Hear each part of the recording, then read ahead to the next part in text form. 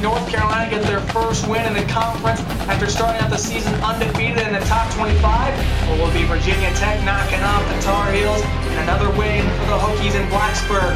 It's the KITCHEL Sports Network. It's the breakdown of last night's game in the ACC, starting right now. I'm glad to welcome you all and to welcome Isaiah Thompson as FIU's basketball coach. This is Sports Center.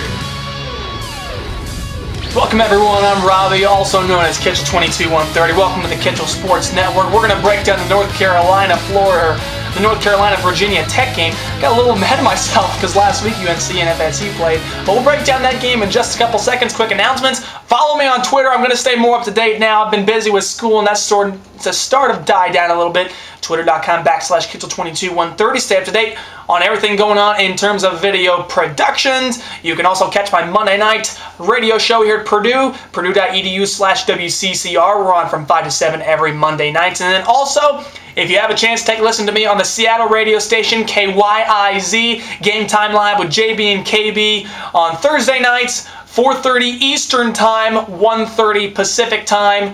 And is that like 11:30 Hawaiian?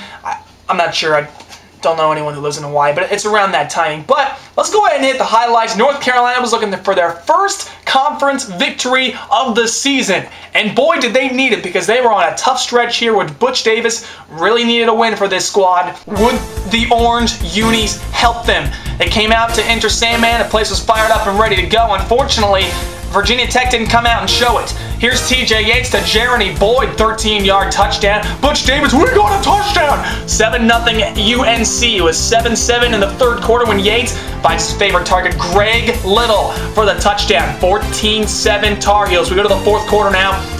And the Heels tried to get a little fancy. Unfortunately, you won't do that against a Frank Beamer defense. Rashad Carmichael with the pick. 3 plays later, Tyrod Taylor balls his way into the end zone.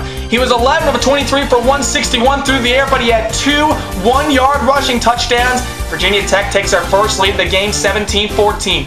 Now here's a 4th and 7 for UNC. Can they stay in it? Yates, big pass to Craig Little over the middle. That would lead to a 19-yard field goal for Casey Bart to tie it up at 17. So, the Hokies, now they're going to go on for a game-winning field goal, right? Wrong! The redshirt freshman Ryan Williams fumbles, and Deontay Williams recovers for the Heels.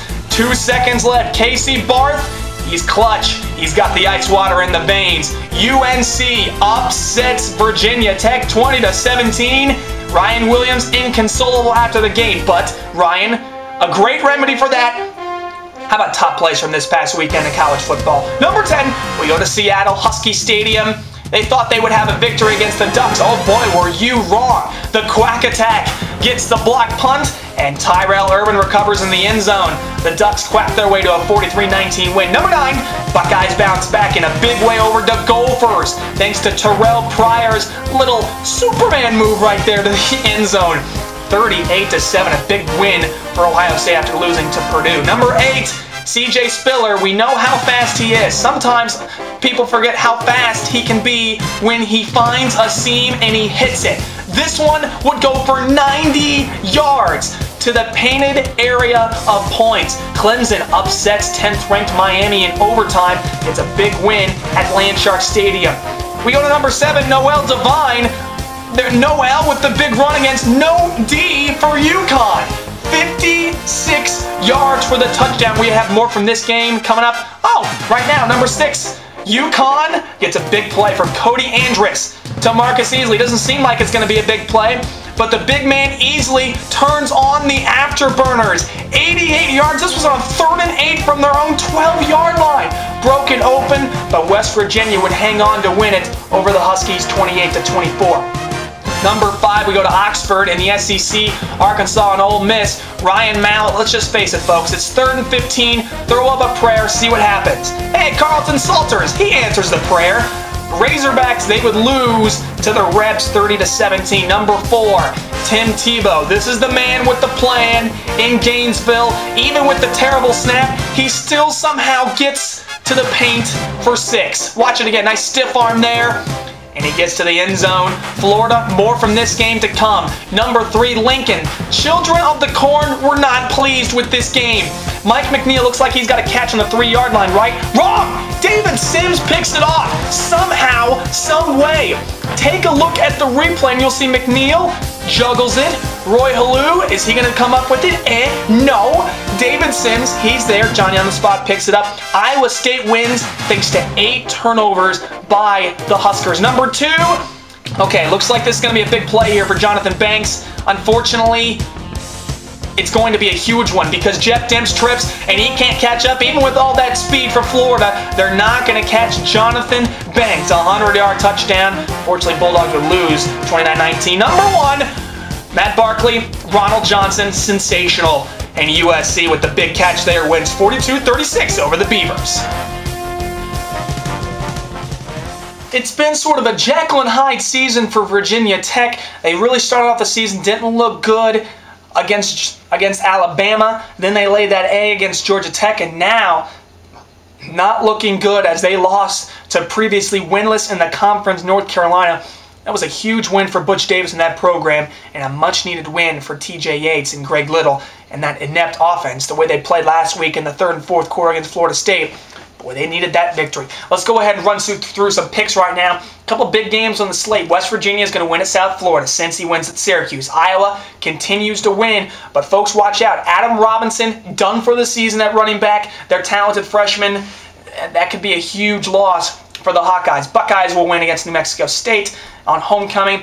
Ole Miss, I don't think they're going to be able to win at Auburn, although the Tigers haven't been playing well lately. I think I'm going to take Auburn and War Eagle to upset Mississippi, who got back in the top 25, and there was no reason for that whatsoever. Houston will win at Southern Miss. Boise State will beat San Jose State. I think Miami hangs on at Wake Forest. The cocktail party, Florida will beat Georgia. TCU will beat UNLV. Penn State will win at Northwestern, but it will be close. Oklahoma beats Kansas State. Georgia Tech wins at Vanderbilt. Notre Dame's going to blow out Washington State, even though it's a neutral field game.